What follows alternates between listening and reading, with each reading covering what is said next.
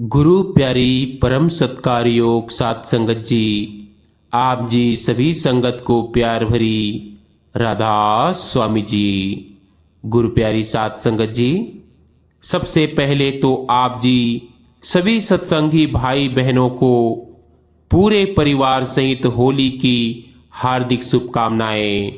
सात संगत जी, जो भी त्योहार आए, चाहे होली हो चाहे दिवाली हो या कुछ और, हमें बड़ी खुशी के साथ मनाना है। इसके लिए किसी को कोई रोक टोक नहीं, पर हमें अपना असल मकसद हमेशा याद रखना है, और वो है भजन बंदगी। इसे नहीं भूलना। सो गुरु प्यारी सात संगत जी, आज का हमारा सत्संग हजूर स्वामी जी महाराज की वाणी में से होने जा रहा है। और आज के इस सत्संग में स्वामी जी महाराज हमें भजन, सिमरन, ध्यान और धुन के विषय में बड़ी अच्छी तरह से खोलकर बतला रहे हैं। एक एक वचन हृदय में धारण करने योग्य है। तो आप जी से खास विनती की जाती है कि सत्संग को बीच में बिल्कुल भी ना छोड़े जी।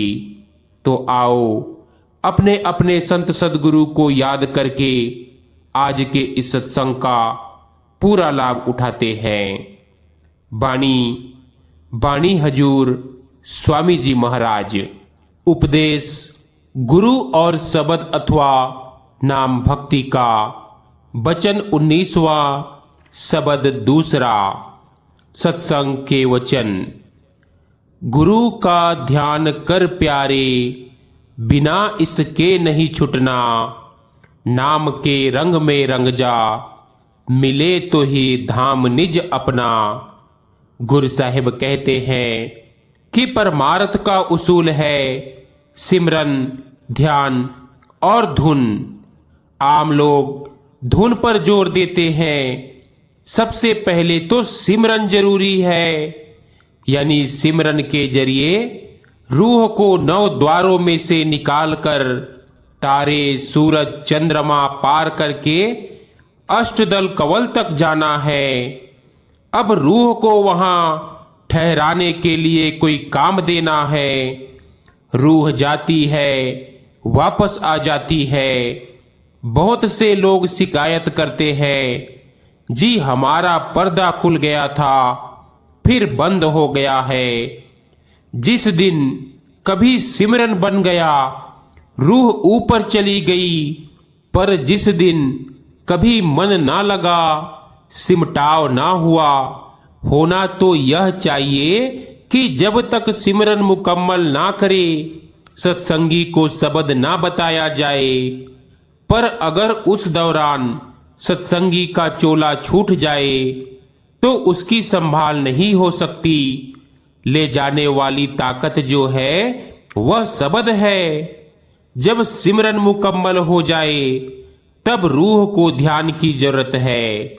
सारी दुनिया सिमरन करती है, कोई बेटों का, कोई बेटियों का, कोई जायदाद का, कोई अपने अपने काम का। मतलब कि हर शख्स कोई न कोई सिमरन जरूर करता है। जब हम सिमरन करते हैं हमें उसका ध्यान जरूर आएगा। जब दुनिया का सिमरन करते हैं तो हमें ध्यान भी दुनिया का आता है। अब महात्मा कहते हैं कि सिमरन की तो तुम्हें आदत पड़ी हुई है। दुनिया का सिमरन छोड़कर तुम नाम का सिमरन करो। जब सिमरन मुकम्मल हो जाए, रूह 9 द्वारों को छोड़कर तारे, चंद्रमा, सूरज को लांघकर अष्टदल कवल में पहुंच जाएगी। फिर इसे ध्यान की जरूरत है। हम अब चेतन हैं, यह दुनिया जड़ है। चेतन को चेतन के ध्यान की जरूरत है। बेटे बेटियां, दुनिया का सामान जड़ है। हम इन जड़ चीजों के साथ मिलकर जड़ हो गए और जड़ होती जा रहे हैं। जिस तरह इस दुनिया में सदगुरु चेतन है, उसका पर्दा खुला है, वह रूहानी मंजिलों पर जाता है मालिक के साथ मिला हुआ है, उसमें कशिश है, उसमें प्रेम है, प्यार है। अगर हम उसके साथ प्यार करेंगे उसका ही रूप हो जाएंगे। जब हम गाय भैंसों बेटे बेटियों का ध्यान करते हैं मरकर वहीं जाएंगे। जहां आशा तहां वासा, हमारे तो वेद शास्त्र भी यही कहते हैं। बजाय इसके कि हम दुनिया की जड़ चीजों का ध्यान करें, हमें चाहिए कि सद्गुरु के स्वरूप का ध्यान धर ले। गुरु चेतन है। जब हम चेतन का ध्यान करेंगे, चेतन यानी गुरु का रूप हो जाएंगे। एक महात्मा अपने चेले को ज्ञान देना चाहता था। उसने पूछा, तुझे क्या प्यारा है? चेले ने कहा कि मैंने एक भैंस की कट्ठी पाली थी, अब वह भैंस बन गई है, मुझे उसके साथ प्यार है। उस महात्मा ने उसे एक कमरे में बिठा दिया और कहा, तू हर वक्त उसका ध्यान किया कर। जब 10-15 दिन गुजर गए तो एक दिन कहने लगे, आ मेरे पास। चेले ने जवाब दिया, जी मैं बाहर कैसे निकलूं? मेरे सींग फंस जाएंगे। महात्मा ने कहा, तू कौन है? कहने लगा, जी मैं भैंस हूं। महात्मा ने कहा, तू बाहर आ जा, तू भैंस नहीं।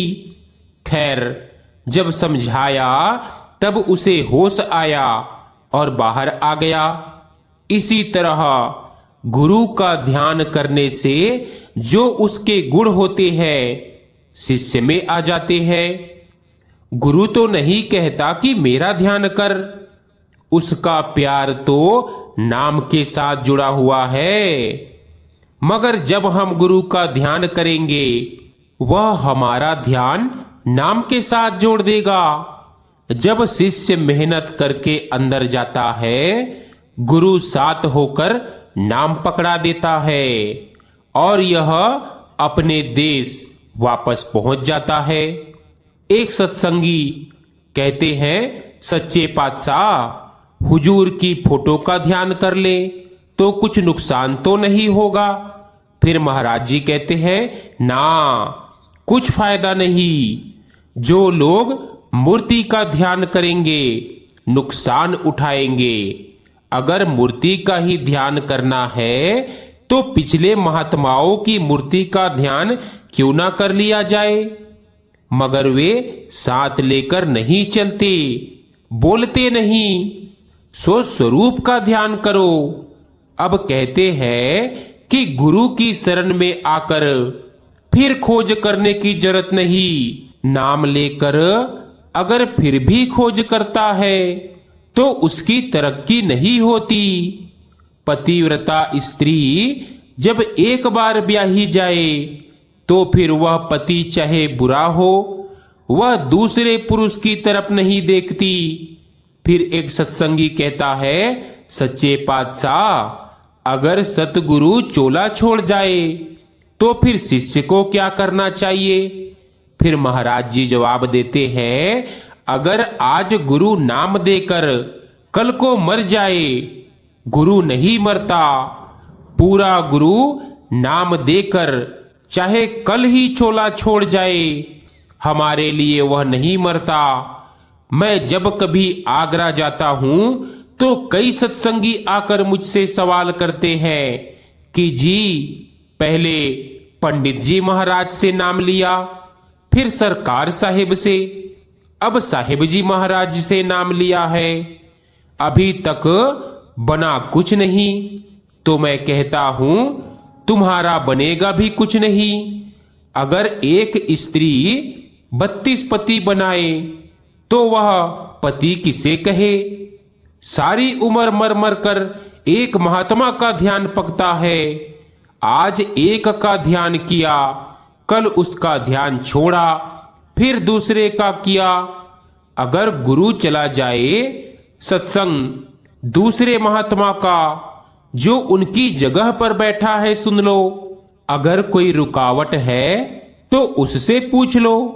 मगर ध्यान अपने ही गुरु का करना है। इसी तरह गुरु व्रता का हाल है। सत्संगी को चाहिए, चाहे वह गुरु रहे चाहे न रहे, वह उसे जिंदा समझे। खैर, जो सत्संगी नाम जपने वाले हैं वे हमारे हमसफर हैं, लेकिन हमारा ताल्लुक तो अपने गुरु के साथ है। बल्कि गुरु साहिब तो कहते हैं, खसम छोड़ दूजे लगे, डूबे से वड़ जारिया। अब जब महाराज यानी बाबा जयमल सिंह जी अंतर ध्यान हो गए तो मैं आगरा जाया करता था। चाचा जी महाराज यानी सेठ प्रताप सिंह जी हुजूर स्वामी जी महाराज के छोटे भाई थे। मैंने उनका सत्संग सुना, लेकिन उनका ध्यान नहीं किया, बल्कि अपने सतगुरु का किया। मगर इससे वे नाराज नहीं थे। इसके अलावा बाबा गरीबदास जी दिल्ली वाले के साथ मेरा बहुत प्यार था और वे भी मुझे बहुत प्यार करते थे। जिस वक़्त उन्होंने बाबा गरीबदास जी ने चोला छोड़ा, सेठ राम बिहारी लाल से कह दिया कि बेटा तुम्हारा सत्संग तो चलेगा। धूमधाम तो ब्यास में चली गई। अब कहते हैं कि अगर तू चाहे कि गुरु मेरी तारीफ करे, बड़ाई करे, या गुरु से कोई और नफा यानी फायदा उठाना चाहे, तो यह मुनासिब नहीं। गुरु से नाम का ही फायदा उठाना चाहिए। महात्मा का प्यार नाम के साथ होता है, वे नाम वालों के साथ प्यार करते हैं। कबीर साहिब कहते हैं, अहम अगिन हृदय जरे, गुर से चाहे मान, तिनको जम न्योता दिया, सो हमरे मेहमान। अगर गुरु के साथ अहंकार करता है, मान बढ़ाई चाहता है, तो धर्मराय कहता है, जब मरे तो सीधा मेरे पास आ जा। गुरु शिष्य को छोड़कर उसका निरादर करे या बुरा भला कहे, तो शिष्य को समझना चाहिए कि गुरु जो कुछ करता है शिष्य के फायदे के लिए करता है। गुरु नाराज होकर भी कह सकता है, खुशी से भी कह सकता है। अब सदगुरु कहता है, हे पुरुष तू नेक कर्म कर, अगर तू खोटे कर्म करेगा तुझे उसका फल भुगतना पड़ेगा। काम क्रोध में ना पड़, किसी का दिल ना दुखा। कई लोगों की आदत है, जानबूझकर छेड़छाड़ करते हैं। दिल दुखाना महापाप है। एक मुसलमान फकीर अपने चेले को कहता है, शराब पीना गुनाह है, लेकिन मैं तुझे बख्श दूंगा। काबा में आग लगाना गुनाह है, लेकिन मैं तुझे बख्श दूंगा। मगर जो किसी का दिल दुखाएगा यह नहीं बख्शा जाएगा। अगर हम परमेश्वर के गुनाह करते हैं वह बख्श देगा। जो लोगों का दिल दुखाते हैं वे नहीं बख्शे जाते, उनका बदला देना पड़ता है। कर्मों का फल जरूर भुगतना पड़ता है। अब कहते हैं, हे भले मानस, जैसे भी हो सके इस जगत के जाल में ना फंस। तेरे निकलने का यही मौका है। करोड़ों जन्मों के बाद यह मनुष्य जन्म मिला है, इसे ऐसे ही ना गवा। गुरु का ध्यान कर, बगैर गुरु के यहां से छुटकारा नहीं। मन रूपी अजगर हर एक के अंदर बैठा हुआ है और काम क्रोध लोभ मोह अहंकार ये 5 डाकू इनकी फौज है। दुनिया में मन को काबू में करने की कोई दवा नहीं। करोड़ों वेद, करोड़ों शास्त्र, करोड़ों ग्रंथ पोथियां पढ़ लो, मन काबू में नहीं आता। कहते हैं कि नाम के साथ प्यार कर। जब नाम के साथ प्यार करेगा मन काबू में आ जाएगा, अंदर पर्दा खुल जाएगा।